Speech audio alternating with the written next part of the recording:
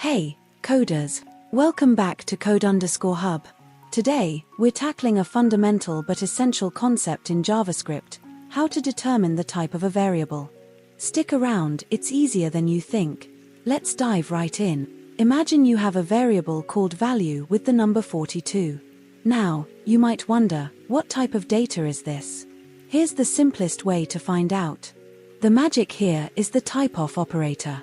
When you use typeof, it returns a string representing the type of the variable. In this case, value is a number, so typeof value returns number. Super handy, right? And it doesn't stop there. You can use typeof for all kinds of variables: strings, booleans, objects, and even functions, see?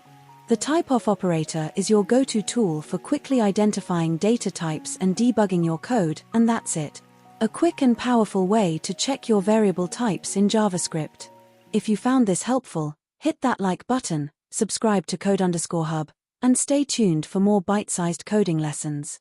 Happy coding, and see you in the next one.